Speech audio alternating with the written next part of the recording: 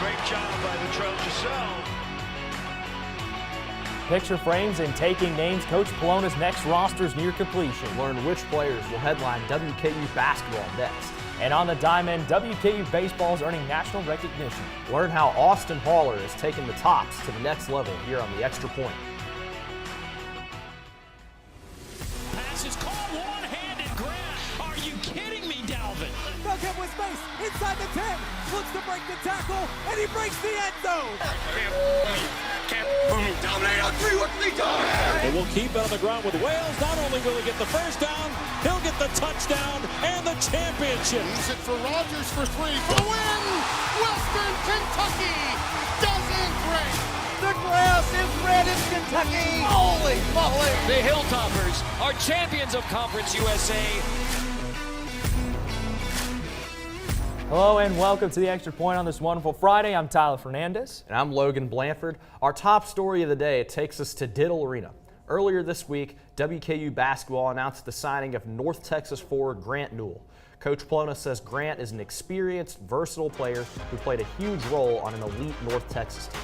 He can play and guard multiple positions, and we believe his best basketball is in front of him. Yeah. Grant Newell, obviously a top signing here for Coach Polonna. What's your reaction to it? Well, I think what Coach Polonna has done a really good job of is addressing the size when it comes to how he wants the team to be ran, because you look at some of the guys that have been on this team, like a lot of these guys are 6'8", 6'9", and Grant Newell is no exception. He's 6'9".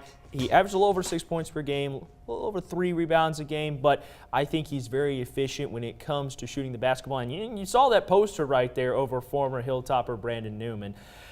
That just shows you the athleticism that Newell has and what he can bring to this Hilltopper basketball team. Well, absolutely. I mean, I think Coach Polonna is wanting to address the defensive side of the ball here, and he gets Grant Newell, who can do it on both sides of the ball. I mean, Grant, averages 6.2 points per game, 40% from the field and 33% from the three, so he'll be a shooter as well.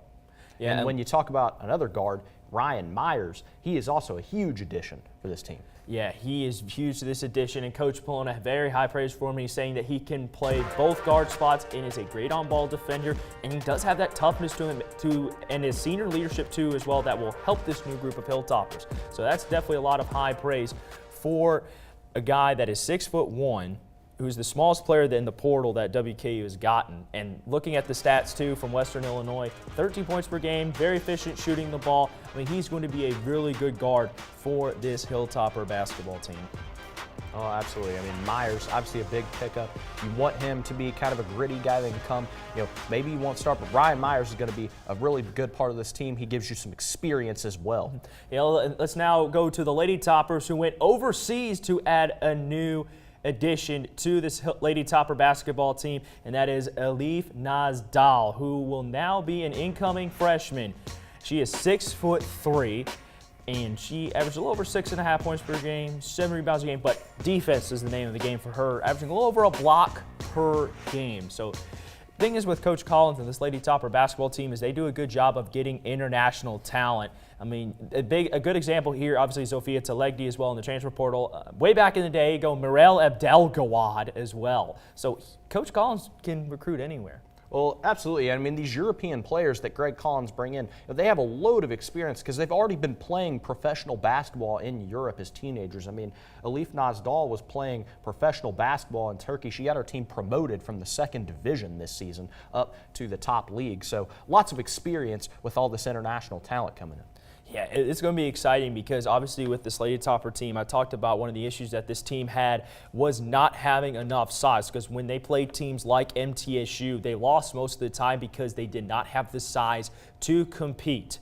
But I do think now with Elif now stepping into the role and the size that she has at 6'3", she's going to be a very solid addition. But let's look at the portal movement. Obviously, Josie Gilvin going to Kentucky, but then recently announced Mackenzie Chatfield committed to Washington State. And then, of course, obviously signing Trinity Rowe from Southern Miss, former Miss Kentucky basketball. And then, of course, like we mentioned with Nazdal. Well, we can't lie, Josie Gilvin and Mackenzie Chatfield are going to be very, very difficult to replace on this Lady Toppers. I mean, they were the leaders of this team. But Greg Collins, he's done his best in the portal. He's got Trinity Rowe, who was a Miss Kentucky basketball, once. So, look, they're going to have some talent coming in. We'll see if they can replace Chatfield and Gilvin, but it'll be tough. But up next, Austin Holler and the Red Hot Tops are preparing for another Conference USA road test. Don't miss how head coach Mark Rarian's squad is flying into national rankings next on The Extra Point.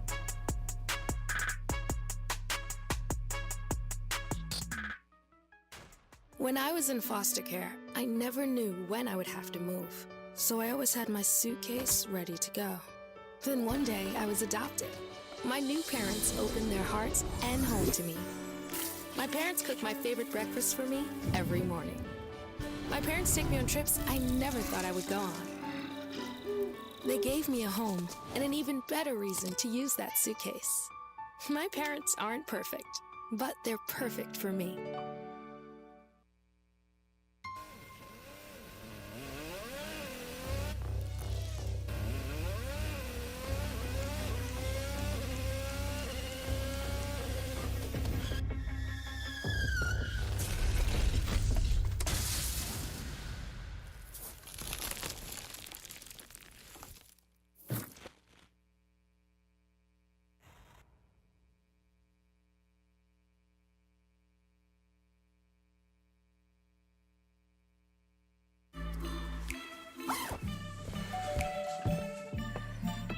Yo, camping buddy.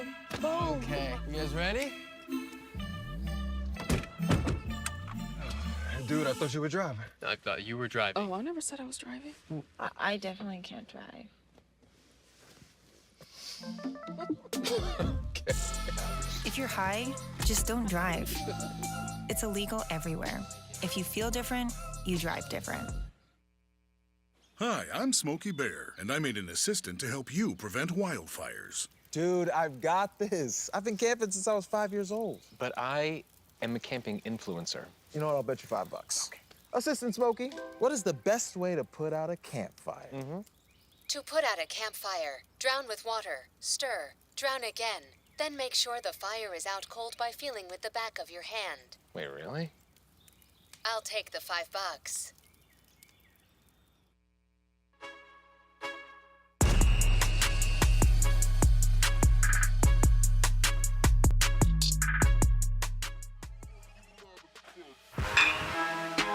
Kyle Hayes with another home run.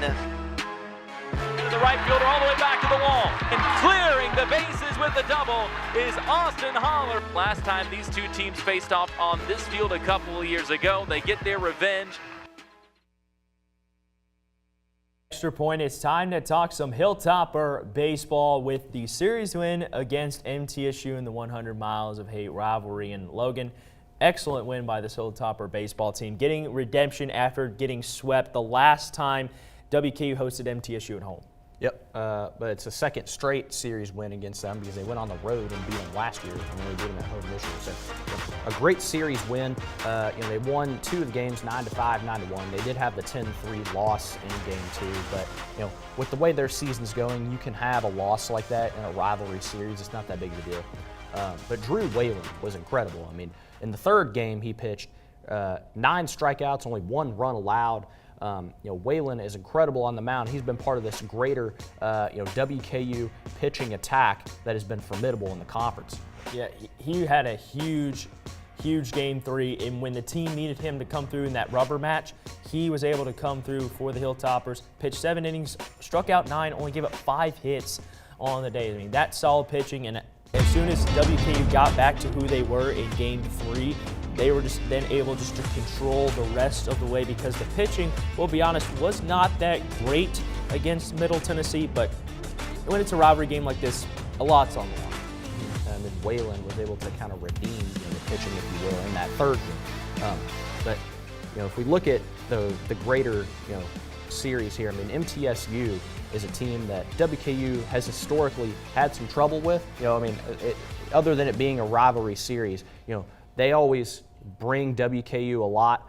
So impressive to see them get that series win. Yeah, and they kept that momentum going into Tuesday's game with a 14-4 8-inning run rule against Evansville. And WKU just continued that momentum, and the stats speak for itself. 9 hits, and scored 14 runs. I mean, that's something you normally don't see a whole lot of every day. Kyle Hayes has just continued to be so efficient for this Hilltopper baseball team. Had 6 RBIs on the night. And Ryan Weidman, what more there needs to be said about this guy? He has just been such a great piece to this Hilltopper baseball team and was able to walk it off in the bottom of the 8th to get the run rule. Yeah, I mean, absolutely. And as you mentioned, Kyle Hayes was the man to watch in this game. Hayes with those 6 RBIs, 4 straight games now with a homer. I mean, Kyle Hayes is on fire right now. I mean, you name me another player in the country as hot as Kyle Hayes. But, you know, they didn't even need 9 innings to beat the Evansville Aces. Only 8 innings. And like you said, Kyle Hayes, in this stretch of games for him in the last 4 games, with 2 hits on 3 at-bats, a solo homer, double, RBI, and 2 runs scored. You know, Kyle Hayes is really coming on as another huge threat along with Ryan Weidman. Yeah, and he has just been such a great addition to this Hilltopper baseball team. And that's the main thing I've been impressed with, because Kyle Hayes has just continued to be consistent. And at this point in the season, when there's less than a month left, and how competitive this baseball conference is in CUSA, because you got teams like, obviously, Western Kentucky, Dallas Baptist, Louisiana Tech, and Kennesaw State's also making some noise as well. And the WKU's momentum, they've just continued to not only climb in the CUSA standings, but they've also climbed in the national rankings. But speaking of that, let's hear from head coach Mark Reardon on the team earning its highest national ranking in program history. That's great right now, but that's not what our goal is. You know, it's a nice honor right now to be noticed and you know, to be recognized right now. But you know, we've got some work to do yet. It's not, you know, it's part of the journey. It's not really the destination we want. Now let's look ahead to WKU's road trip to the 305. From the hill to the beach, Tyler, what are you looking for to see against FIU? Well, I think for one thing, don't get distracted by the ocean. That's number one. Number two, don't get pinched by the hermit crabs. That's another thing. But in terms of baseball, they just need to continue just to be who they were, right? What has got them this far, and that is number one, is the pitching. And the most important thing pitching needs to do is bounce back. They struggled against Middle Tennessee last week. They also need to get the bats going early, because there's been a few cases over the course of the season that WKU has started off slow, and just overall consistency, right? Consistent at the plate, consistent on the pitcher's mound.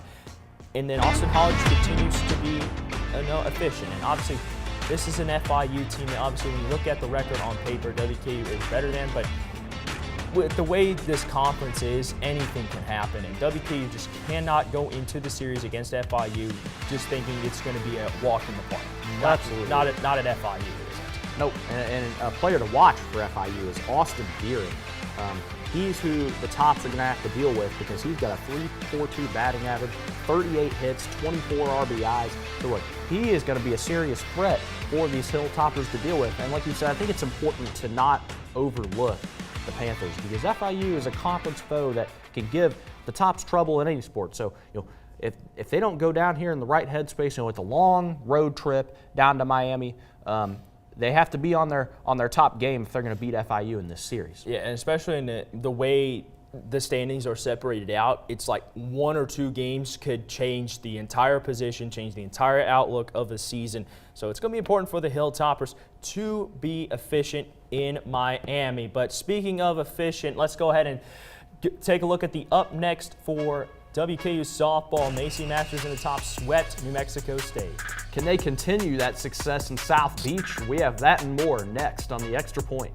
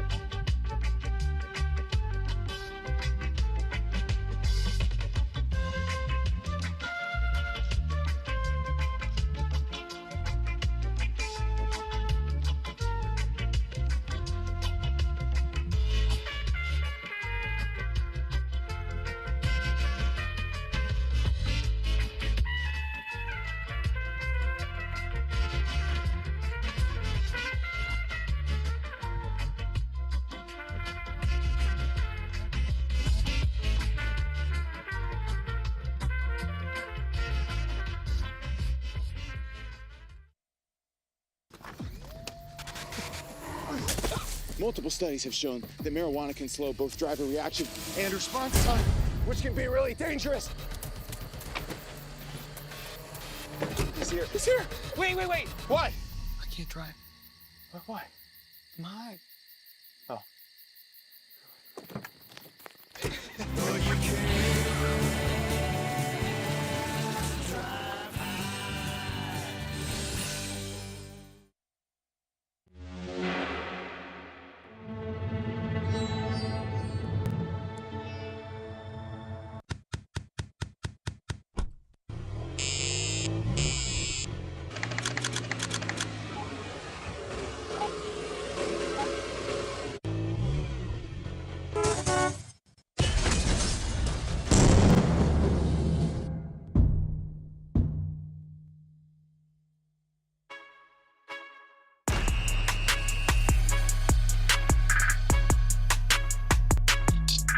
Welcome back to the Extra Point as the Tops hosted New Mexico State and swept them. That's right, that's what they did. And Logan, let's go ahead and start off by talking about what did the Tops do right to get this series sweep against the Aggies? Well, they pretty much did everything right, Tyler, to answer your question. But look, this is so important, and the reason why we're talking about this is the first series sweep of the season. So that's a sign that this WKU softball team is starting to figure things out. You know, they had a slow start to the season, but they're on the right track. Macy Masters doing what she does with 2 home runs in the series. They now sit 6th place in the conference. So around that mid-pack there, New Mexico State isn't the best team, we know that. But a series sweep is a series sweep, and that's always something to be proud of, especially at home in front of your fans.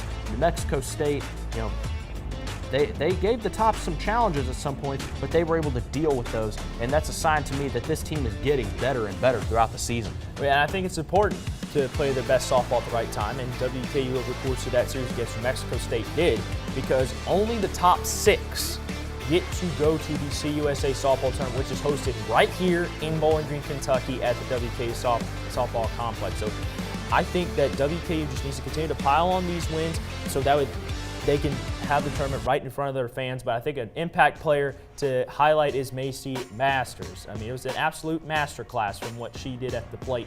2 home runs, 2 hits, 2 runs, but she had 3 RBIs on the day. She just has that pop in the bat, and she can just hit it a long way.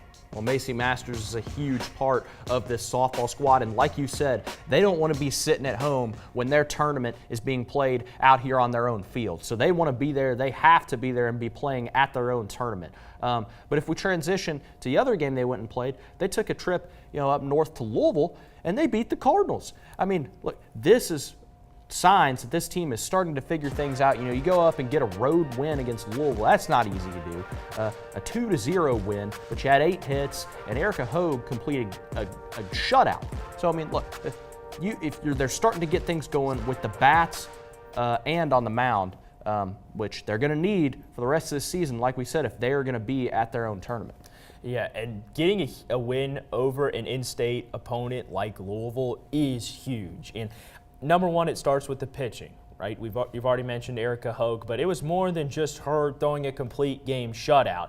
She did many other things that she did right. I mean, granted, she only had 3 strikeouts, but I think the most important thing you have to look at is no runs, nothing. Like, there was just goose egg, zip, zilch, nada, nothing. She literally just controlled the circle and just caused trouble for that Louisville offense. Yeah, I mean, absolutely. And, these midweek games that you play are kind of weird when you go up and play a non-conference team. So we don't know how, what kind of strength Louisville was at. But a win is a win regardless. These are chances to pile up wins on your record, which is always good. But if we go ahead and look to their next series, which will be the final road series of the season, they're going to be playing down at FIU as well. So the baseball team and the softball team are going to be both playing down there together. Tyler, what do you want to see from the softball Tops as they go down to Miami? Well, I think the number one thing, too, is, and I'll say with the same thing I said about baseball, win the pitching battle. always win the pitching battle, because whoever pitches the best most of the time is going to win, as well as making sure that the offense continues to be efficient. And they have to set the tone right away, because there's been times when this team has struggled that they have not set the tone right off the bat. So if WKU is going to get this series win against a FIU team that has been struggling as of late, they've lost 4 straight games, they are going to have to find a way to put it all together on both pitching and hitting, and just immediately set the tone and announce their presence right away in South Beach. Yeah, I mean, and the player to watch for FIU is who they're going to be dealing with, and that's going to be Paige Miller. I mean, she has 46 hits and 18 RBIs on the season. So, Paige Miller is going to be your main threat that can really hurt you at the bat. And but yeah, I mean, this is a critical series for the softball tops, because if they win this one, they will be on a real upward trajectory going in. As we get closer to conference tournament time, and it's just critical that they are there when they're hosting the tournament. Yeah, and that's going to be something that WKU needs to do if they want to get this win over the FIU Panthers. But up next, it's time to head down to the high school ranks of softball and baseball. District rivalries are heating up. See our rankings here on the Extra Point.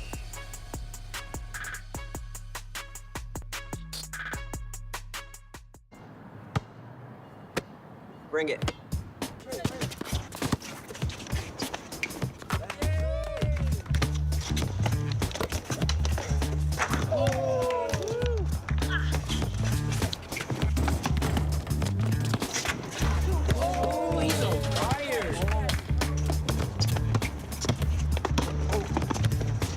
Time out, guys. I'm late to dinner. My mom's gonna kill me.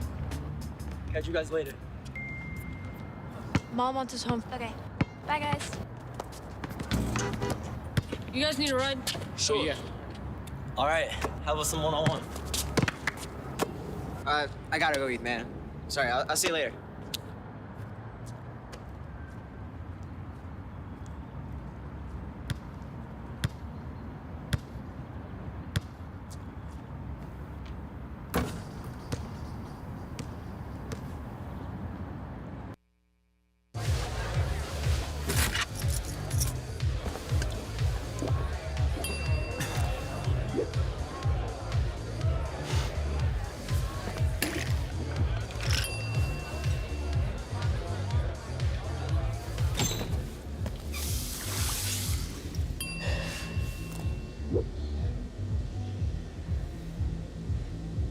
If you need to do something to feel okay to drive, you're not okay to drive.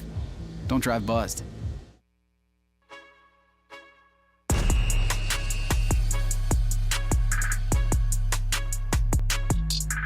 Welcome back to the Extra Point. It's time to talk about some high school baseball and softball. Tyler, we're getting into the meat of this high school season. And we'll start with some baseball. South Warren's looking like the front runners in this district and in this region. What are you looking forward to seeing so far in this baseball season? Well, I think for South Warren, obviously they're the front runners and obviously voted #1 in local polls. And when you look at the state rankings from one of the polls, they're #6 in the state, and they're really good. And they got Ethan Reynolds, who is a Western Kentucky commit. Also got Griffin Raridan as well on the team, and they have really good pitching as well in Mikey Corradini. But when you look at also the list, Greenwood and Bowling Green round out the 2 and the 3. This 14th district is competitive when it comes to baseball, so keep an eye out for that. But even though Russell County is in the 6th spot, don't sleep on them, because they won the 4th region last year, and if they start playing their best baseball at the right time, they'll have a legit shot to win it again. Absolutely. I mean, Russell County, always a force to be reckoned with. But you mentioned those top 3, South Warren, Greenwood, Bowling Green. It always comes down to usually them in this region, and Russell County too. They've gotten off to a slower start, but they're going to be there. And that's the best thing about this high school baseball season in this region, is there's going to be a lot of teams that have a really good shot to win this region and go to the state tournament. Yeah, and now let's go ahead and go to reporter Lincoln Bryant, who met with one of the top players in the region to learn about his story. Here's our first of 2 EP exclusives today. The question we're all asking, is Zach Davis that guy? Well, his teammates sure think he is, And his resume says yes, breaking the program record for triples and stolen bases, along with helping the Gators to their first district championship in 11 years. And his teammates are the reason for his success. I would say just being a good teammate and, making sure my teammates are being the best and I'm helping them be their best. But when you meet Zach Davis at practice, he's relaxed. No way that's real, bro. I mean, honestly, it's just like situations. So like Zach would just like say something funny. It's just like, dude, what are you talking about right now? It's just, he's so good feeling talk. Coach said no football. And when it's time for game day, his mindset is team first. He could go 0 for 4, and you would think with his attitude, if we won, that he went 4 for 4. If he goes 4 for 4 and we lose the game, he's upset. He's a team first guy.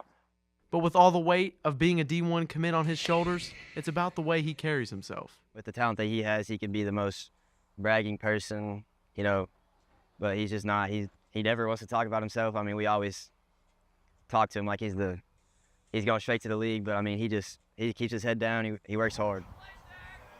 He's so coachable. He does a lot of the work on his own.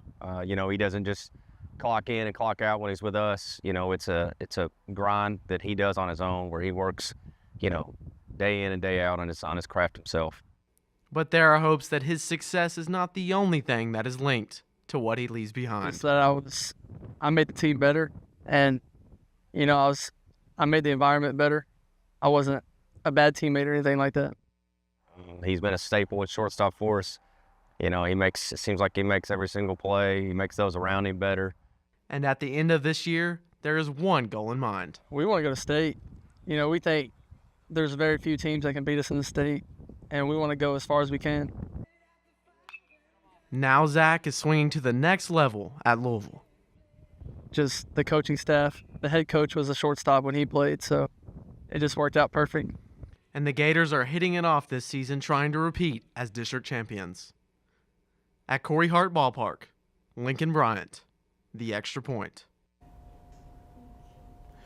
Well, the University of Louisville is getting a very complete player in Zach Davis. 41 strikeouts, a .347 batting average, and 18 stolen bases, so he can get it done pitching and hitting.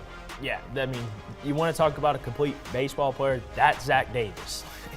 He's already shown that he is just very solid, both on the pitching mound, on defense, but also at the batter's box as well. Like, this guy can just do it all. And as the season progresses, he's just going to continue to put on excellent numbers, and that is going to make him an impressive candidate, obviously, for the Louisville Cardinals come next season. It's now time to talk about the local softball teams in the area, and obviously, we've already repeated the theme once again. It all starts with South Warren. Absolutely. I mean, South Warren is the team to beat in this district, in this region, in the Commonwealth of Kentucky, Tyler. I mean, South Warren has been dominant so far this season. They went to the state championship last year, or the state tournament, and they really felt that they should have walked away with that title. Didn't work out. But a lot of people within South Warren have a chip on their shoulder, and they should win this tournament this year, is the thought. Yeah, that is the goal for South Warren. I mean, they've already shown that they can win the region. I mean, they've already beaten Greenwood this year. And when you look at the rankings, Greenwood is also in the mix too. Now, yes, they did lose to South Warren, but at the end of the day, it's whichever team or teams can win the games that matter. And especially in the fourth region tournament, that's always very competitive. It's always about winning the games that matter. Yeah, absolutely. I mean, I watched South Warren run rule the Bowling Green Purples, a Penny Reese coaching, who's a legendary coach in the area. McLean Hudson, Layla Ogden leading the way. This team is dominant. I mean, there's no other way to put it. They are going to be very hard for any team in the state to come up against. And Tyler, I think they have a good shot at this. Yeah, they're going to have a legitimate shot at it too, man. Anybody's game at this point. Yep. But up next, a new team is turning heads across the high school sports scene. I took a trip to South Warren High School to check out the new volleyball team next on the Extra Point.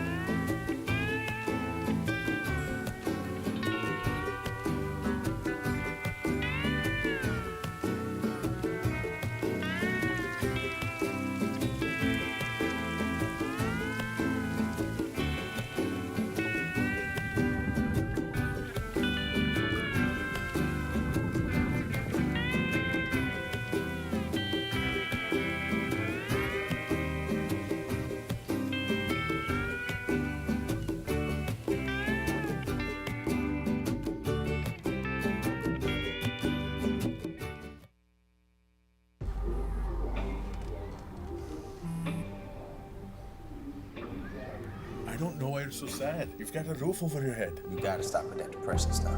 That's what white people think. You all right? It just feels like it's coming from everywhere. Do you want to talk about it?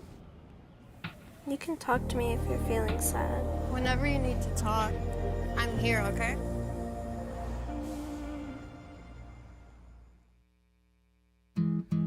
Where did the time go? I don't know how I got here. You've done the hard part. You quit smoking. Now do the easy part and get scanned for lung cancer. If you smoked, you may still be at risk, but early detection could save your life. Talk to your doctor and learn more at savedbythescan.org.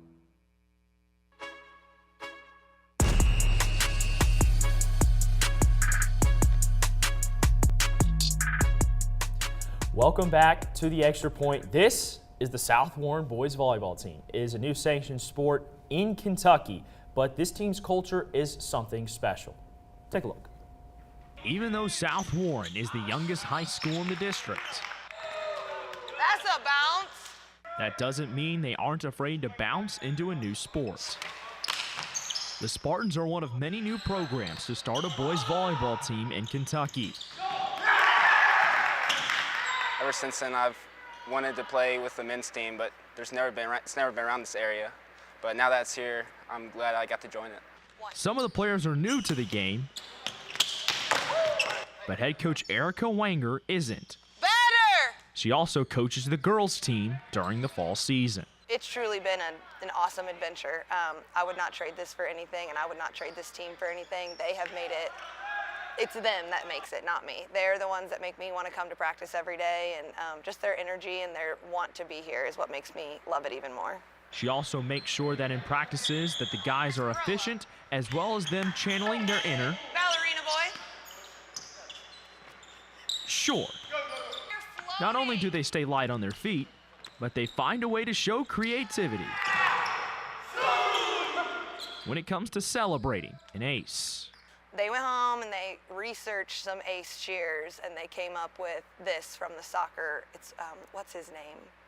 Messi, maybe? Is that who? Coach Wanger might not know who the most popular soccer player in the world is, but she finds a way Stay in it. Here we go. to instill the right mindset to the team. You need to go above and beyond. Even when you practice, you should go more, you know, work out, have fun. Even though the season isn't over, the legacy they will leave behind will last for an eternity. It's amazing. I mean, being a part of something as a team in school, it's one of the best feelings in life that you can get, you know? It'll help you set up for later in life. Good. Oh, you guys done check. Yeah, it was awesome just to head down to South Warren High School because I was doing research on KHSAA's website, the 12 Scoreboard DT website, and I did not realize until then that South Warren has a boys volleyball program, and I told Cole and Ryan about it, wonderful sports production guys, and it was awesome. Great experience. Yeah, boys volleyball, a new sport that's sanctioned in Kentucky just this season. So it's going to be another sport added to the KHSAA catalog, so it's great. Yeah, without a doubt. But up next, Lincoln Bryant and Phil Clark will duke it out on everyone's favorite segment, Delay of Game. Stay tuned for some heated debates on Major League Baseball next on The Extra Point. When I was in foster care, I never knew when I would have to move. So I always had my suitcase ready to go. Then one day I was adopted. My new parents opened their hearts and home to me. My parents cook my favorite breakfast for me every morning.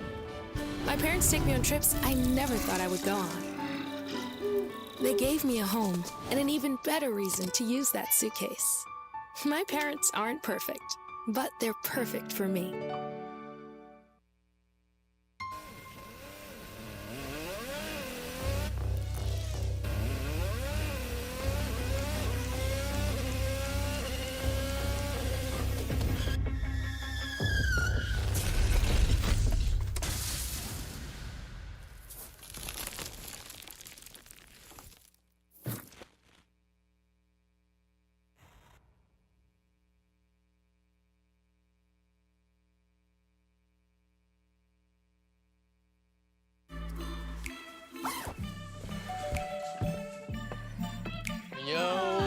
Anything, buddy? Okay, you guys ready? Dude, I thought you were driving. I thought you were driving. Oh, I never said I was driving. I definitely can't drive.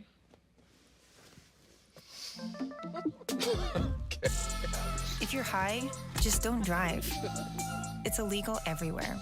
If you feel different, you drive different.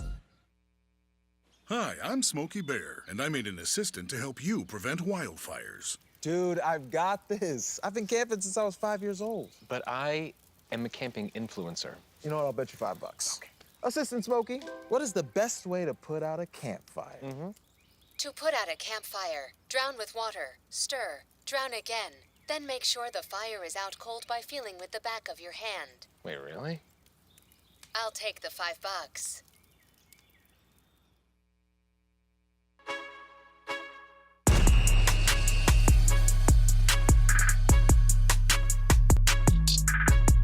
Welcome back to the Extra Point. It's time for everyone's favorite segment, Delay of Game. Just a quick reminder, each contestant will have 40 seconds to argue their point without interruption. After that, the gloves are off. Today, I am joined by two baseball-loving freshmen, Lincoln Bryant and Mr. Phil Clark. Let's talk some MLB baseball, gentlemen. First up, who is the better team in Ohio? I can see the wonderful jersey I've displayed. I'm going to start with Lincoln first. Well, I think it's pretty obvious. We got it right here. It's got to be the Cincinnati Reds, Tyler. I mean, are you kidding me? Who are the Guardians anyways? No. But I mean, if we take a look at their stats here this season, like, they have way better pitching than y'all feel. Like, y'all's, who even leads y'all's starting rotation? Anyways, as you probably saw, they put up 24 runs on the Orioles. Like, that's insane. You don't see an MLB team putting up those amounts of numbers, like, That's ever. one game. And they've also added experience this year. You might say they're young, but they added Trevino and Lux, who's leading their team in average. And I don't have to say much about him. It's Ellie De La Cruz. Like, he's doing everything. He's hitting. He's leading the league in stealing bases. Can I ask Ellie De La Cruz a question? I think there's still a couple seconds up there, Phil. Can I ask Ellie De La Cruz a question? No, you can talk, Phil. Ask him. Actually, I can't ask him this question. It's called, can he field a ground ball? No, he can't. But That's he can the answer catch to that one. question. You can't talk, No, he Lincoln. can't. Your Hey, no, you time's up. can't talk. You can't cheat, remember? But it's obviously, it's guard ball time. The Cleveland Guardians, the best bullpen last year. Just to name a few, Emmanuel Clase, Cade Smith, Hunter Gaddis, all had ERAs below 2. So you look at the hitters, Jose Ramirez doing his thing. Kyle Manzardo has more home runs than Ellie De La Cruz, so you can't even say nothing. And who has the Ohio Cup? It's the Cleveland Guardians. Best team in the AL, best team in Ohio, easily. All right, gentlemen, duke it out. I had Best no team clue in there the was an AL. Ohio Cup in baseball. Kyle Manzardo, you say he's better than Ellie De La Cruz, but he's hitting 210 He's got more right home now. runs, buddy. He's hitting 210 right now. He's hitting two. He hits those home runs and then goes home and when sits he has down more for a RBIs. snack. Who has more wins, Lincoln? Explain to me who has more wins. Oh my gosh, who has more wins when y'all play terrible teams? You played the Royals who Who's are been to 10 the and like playoffs the 17 past 4 right now. years? Who's been to the playoffs the past 4 years? Not The Reds not were the there Reds. in 22. And 20. No, Yes, in 20. buddy. That's a lie. That's a lie. Yes, It's y'all last time just was go there. 2020. Y'all go to the playoffs and just sit The last there time and the then Reds lose. were in the playoffs, they had to expand the playoffs for them. No, they did not. Yes, they did. Oh my God. Yes, they did. That's how it works. Is Well, they they're had a to better expand team it. this year. Y'all, you brought up the bullpen last from Who last has the year. better record? Okay, that's this year, but Yeah, exactly. It's So going to be you're coming right. up. So you It's just said I was next, right. okay? Thanks. Your You said I was bullpen, right. your bullpen is the leaders of your wins. Like your bullpen is. The only Why does reason that you matter? win. I mean, your starting it's rotation. a new era of baseball, Who's leading my your guy. starting rotation? That can't even like. They give Tanner up, Bybee. their average ERA is 4. All right. They give up 4 wins a game. Hey! I don't More need wins. to. I don't need to More put tape wins. over y'all's mouths. Let's go ahead and move on not to gonna the last. next topic. Lincoln, please stop. We are done with topic number 1. All right, it's now time to talk about who is the best team in the National League. Lincoln, you start. Well, I mean, it's pretty obvious when you spend this much money on your team. It's got to be the Dodgers. Are you kidding me? Like, they're insane. They've got a stacked, absolute stacked team. They're loaded up. I mean, they've got one of the best players in Tommy Edman. Like, I don't even have to mention Shohei Ohtani because Tommy Edman has hit 8 home runs. He's hitting about 320. You're over there laughing, but he's hitting better than your Kyle Manzardo or whatever. And Yamamoto is unhittable. He's got a .9 ERA. Like, nobody's touching him. And then you've got their 15 and I think 9 already against the NL, so they're dominating there.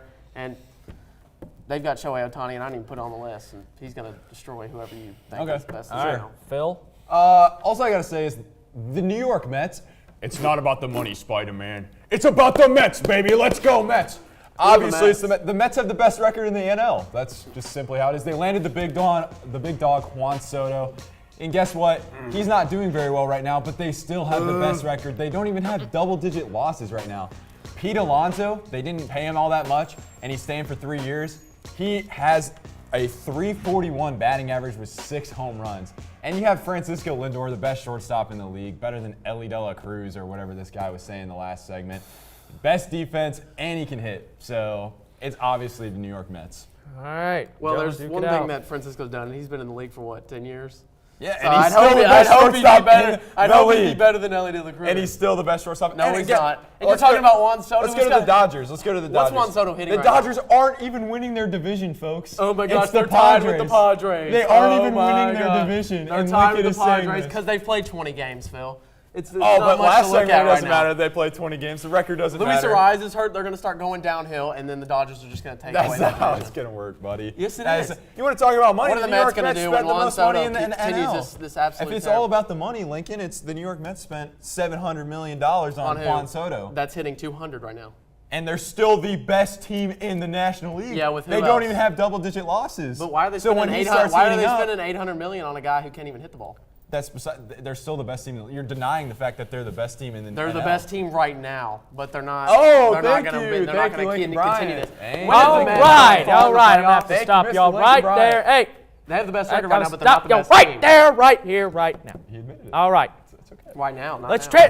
transition to the American League. Do I have to put tape on y'all's mouths? Let's wrap it up with the final part of this delay of game segment. I can barely even talk now. American League, who is the best in the AL? Who invented the torpedo bat, Tyler? I believe it's the best team in the AL, and that's the Yankees, the baby. cheaters. This team is insane. Like, you're inventing stuff. You're on a whole nother level. I mean, the judge, Tyler, he's hitting .415 right now. All those bombs, and Goldie is still golden. Like, Paul Goldschmidt, he's an older guy, but he's hitting .400.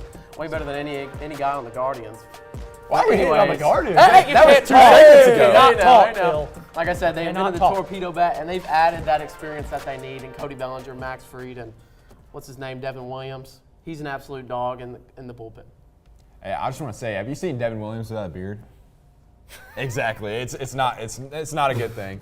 He's a good hitter. But guess what? Let me shout out my producer, Ryan Murphy, for this one. Ryan's Texas Rangers are the best team in the AL.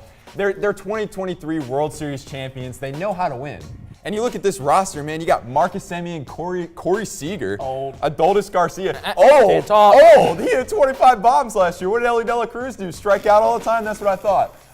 He hit like 30. Adolis Garcia, did you see that home run against in the 2023 playoffs? That thing went about 500 feet, folks, if you didn't know. So the rotation's solid. They only have the best pitcher of the 2010s, Jacob deGrom, and Nathan Eovaldi. So the Texas Rangers are the best team in the AL. Simple as that. Duke it out, guys, before I bring the gavel out. Do you think the grandpas of the Texas Rangers are going to They're continue grandpas, to win? buddy. You just said Paul Goldschmidt is old. What are you talking about? He's hitting 400 unlike Adolis Garcia. So is Corey Seager and Marcus Semien. Adolis Garcia's hitting like 220. Okay, not him. He's young anyway. He's young, but he was in 2022 hitting bombs. What's he doing now? Nothing. 2023, actually, buddy. 2023, but this year he's young. You were talking about the old people, Corey Seager. Corey Seager is one of the best shortstops in the league.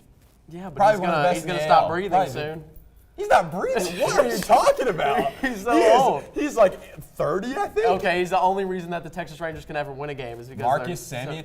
Semien. You're denying Jacob deGrom. Yes. Jacob deGrom. Yes. All right, Jacob I DeGrom want order. I want order. Jacob DeGrom is like 40. I want order in my court. All right, enough is enough. When we come back, Lincoln and Phil will stick with us for round 2 because I clearly can't control them right now at this moment. We'll see if Logan Blanford does a better job with these guys when they talk college baseball next on the Extra Point.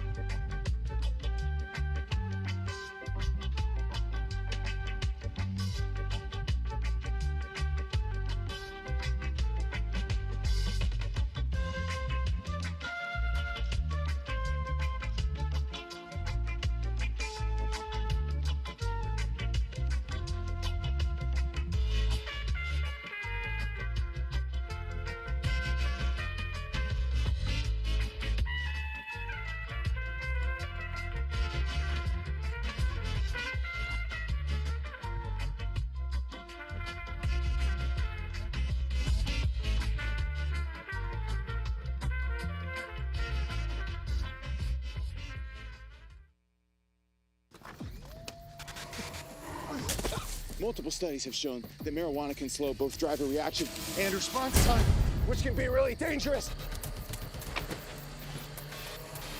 He's here. He's here. Wait. What? I can't drive. Why? My. Oh.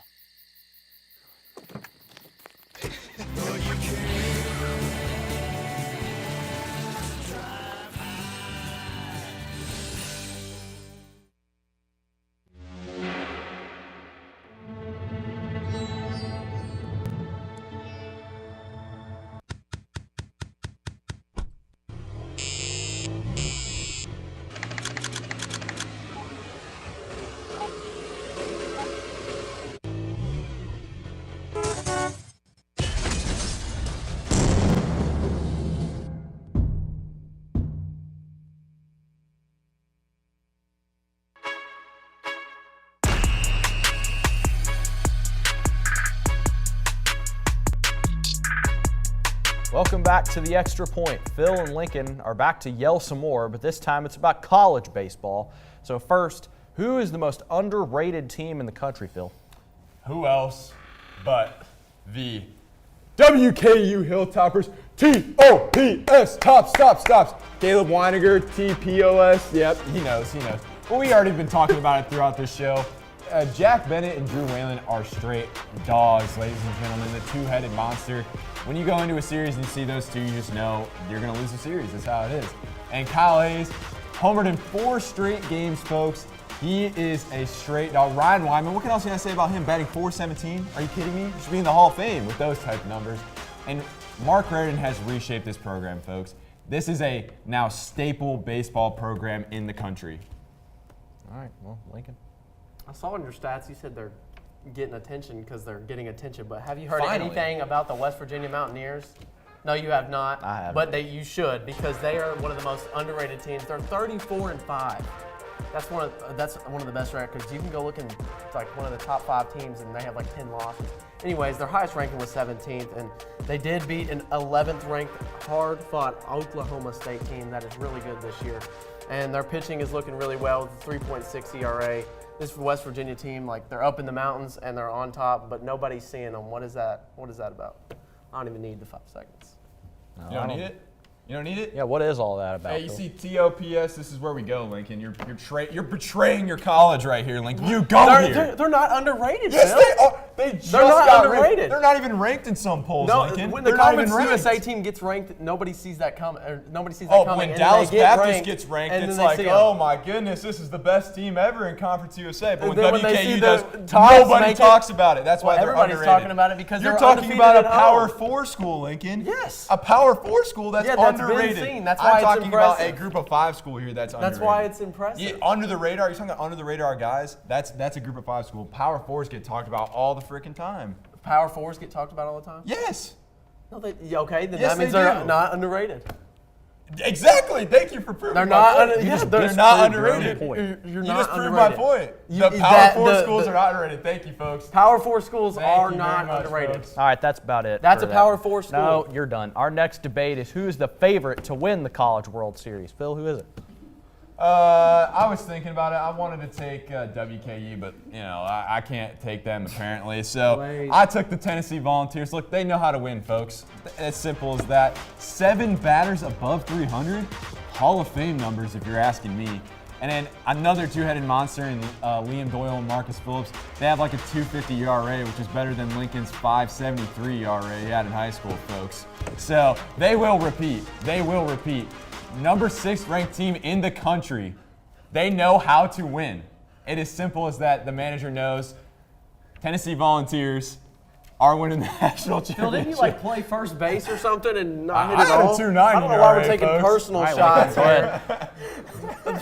That's crazy, but the Razorbacks are going to win the World Series. It's pretty obvious. They've been there before. It's about who's playing right at the last time, at the right time, and Tennessee, they won't do good then. They have 11 College World Series appearances, like Woo Pig Suey, man. Arkansas is going to make it, and they're 13-4 in SEC play, and they're hitting .330 as a team. Like, that's better than just 7 players. That's their team hitting. And then we got Wehiwa Aloy with 15 bombs. That's in the top 5. He's nuts. Wehiwa Aloy. Hey, what if the I will say, we're not talking about my Omaha ERA experience does matter. We're not talking about good thing we're not talking about because your that ERA. would We don't win want a to talk College about World that, Series. folks. That But would win in College the World Tennessee Series. Volunteers have been the best program in college baseball for the past 5 years. If you look at the wins, so how can you argue that? And they won the national championship last year. Oh my God, they won it last year. Who's repeated? Nobody repeats like that. They will now because they're bringing back a ton of talent. Who's It's that not talent? like it's a ton of freshmen. Who's that talent? Hey, you want me to name some off? Hunter Isley, Levi Clark. What's Hunter Isley Dalton. doing for that team? He's batting like 350. 350, all right, yeah. He's batting okay. 350. Okay. Like, that's just but they a can't casual ever win 350. when it comes down to the regionals. Yeah, they did last year. They did last year. They didn't do it before. They didn't do the year before that. They just did it last year. They're not going to do it again. They were in They're the not World even going Series to for do the it past again. 3 years, folks. Oh, all right, well, they were not in the let's World go. Series Let's go ahead. the past 3 Let's go ahead and years. move on to the last one, Lincoln. Let's go ahead and move on. Who's going to be the #1 pick in the draft, Philly boy? I was looking at it. I wanted to take a guy like Ethan Holiday, but it's definitely not him because it's Jace Laviolette. Jace Laviolette is in the SEC. He's batting .315, and he's almost on base 50% of the time. So 1 out of 2 at bats, he's going to be on base. And 700 is almost a good OPS, so he has almost a 700 slugging. Hey, are you supposed to talk? No, I don't think so. He's 6'6", 230, so he's a great prospect. People are saying this guy's going to be the next Aaron Judge. So, and he's going to say something about the Nats need pitching. The Nats need everything, folks. And when you have a player like Jace Laviolette, they're going to take him over anybody. You're done. You're done saying a bunch of lies. What do you got? Like What the you Nats got? need some hitters. They've got James Wood and they've got Dylan Cruz. They need everybody. Those are great hitters that are rookies that are going to be still there the next probably 4 years. But let's look at an actual guy that the Nats need, and that's Jamie Arnold, an absolute insane pitcher out of FSU. He had a 2.4. He's got a 2.4 ERA this year, and as a sophomore, he was a first-team All-American. You don't see that often. That's Jamie Arnold, folks, and he's insane. And he went 11-3 last year. That's when he got that award. And they actually need pitching, Phil. Like, who's in that rotation that is going to continue to carry for the Nats? Mackenzie Gore and a bunch of other crappy guys. Would you say that he's the perfect pick, Lincoln? Would you say that about your guy? 100%. Perfect timing. Shedeur Sanders. He's falling out of the first round. Because Lincoln. he's trash. Jamie Arnold's falling let's out of get the back first to round, just like baseball. Shedeur Sanders. Let's get back to baseball. He's trash. He's We're talking about college baseball. Jamie Arnold. Who is he? I've never heard of We're him. talking about Shedeur Sanders. He's terrible, bro. Yeah, he's terrible, just Not like Jamie Arnold. Not like Jamie Arnold, because Perfect he's actually timing. going to go to a team He that admitted needs it. him. Perfect timing, Shedeur Sanders. There's Jamie Arnold nobody in falls the out of draft the that first really round. needs a quarterback. That's why he didn't He go. falls out of and the there's first round, nobody just in the like first Shedeur pick Sanders. that needs a freaking He's hitter. 6'6", 230, Lincoln. That the does next not need Aaron to go to the Judge. Nationals. He's not needed at the Nationals. Let's just pass on the next about it. Aaron That's Judge. about it. All right. like We got to move Shedur's on. not needed. Okay, we got to move on. We've heard enough of you two. I think it's safe to say, but don't go anywhere as we have your EP top 5 plays of the week after the break. Light the beam, baby.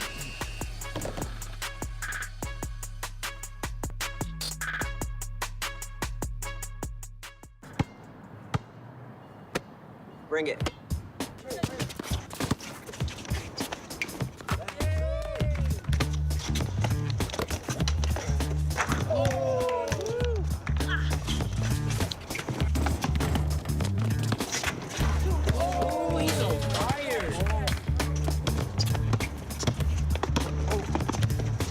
Time out, guys. I'm late to dinner. My mom's gonna kill me. Catch you guys later.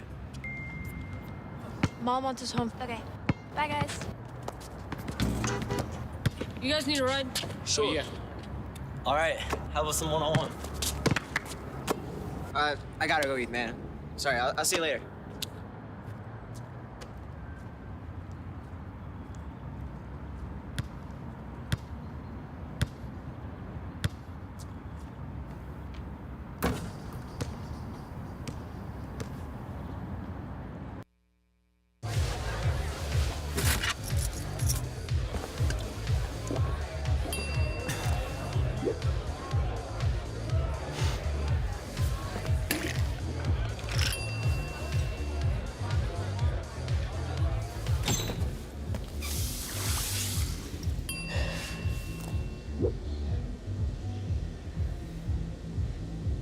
If you need to do something to feel okay to drive, you're not okay to drive. Don't drive buzzed.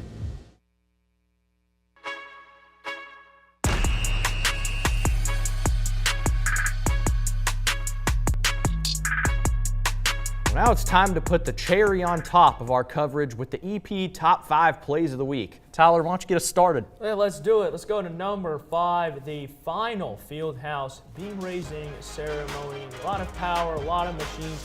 That's where the Hilltopper baseball team will do some damage in that building. I mean, and you got to give a shout out to the construction crew. Did an excellent job and beautiful right there. Tyler, by the way, is that your name I see on there? Yeah, I signed see your the beam. signature on there. Yeah, I did sign it, but it's on the other side, unfortunately. So you can't see it on the inside. But hey, legacy remembered forever, am I right? Yep. Another legacy that will be remembered forever is Ryan Weidman's 2025 season for the WKU Hilltoppers. He hits this walk-off base hit against Evansville to end the game after only 8 innings and run rule him. I mean, Weidman just has been so good this season, such a breakout season. And look, I don't think anyone expected this from Weidman, but he's been fantastic. Yeah, he's been fantastic as well, and that's why he's a midseason All-American. But let's stay at the Nick for number 3 with Austin Holler diving play in the infield and thrown on first in time. That was what you call a good old-fashioned, I don't want to say a penguin slide, but pretty close to it. And that right there is a Gold Glove worthy play right there from the second baseman. Now, how about that diving catch from Holler? I mean, what a play. If we go to number 2, South Warren baseball. Now we're going to high school, and Joseph Fentress with a diving catch in right field. How about that, Tyler? His hat flew off and all. What an impressive catch. Yeah, and let's head to the WK softball complex for number 1, Macy Masters. Hitting it to the 3rd level of the parking structure. I mean, the one thing that we need to ask ourselves is, can you hit it out of Yankee Stadium? Well, she's hit it to about every level of the parking garage, so maybe. Yeah. And let's go ahead and go to this week's jaw dropper, which is Kyle Hayes. In his last 4 games, he's been 9 of 13 in his at-bats with 4 homers, 1 in each game, I might add, and he's had 11 RBIs and a 2.75 OPS. That is phenomenal, to say the least. I mean, Kyle Hayes has just been on an unbelievable stretch. I mean, just this week, he was amazing. But look, Hayes and Weidman have been kind of this dynamic duo for this WKU baseball team that we are going to need to show up big time down the stretch of this season and in the Conference USA tournament. Yeah, he's going to have to be an important presence for the Hilltopper baseball team and just continue the hot streak that he is on. If he continues with that hot streak, man, at some point, he better be named CUSA Hitter of the Week at some point. But unfortunately, Logan, my friend, that's all the time we have for today when it comes to Extra Point Sports. And as always, Logan, say it with me. It's up and it's good.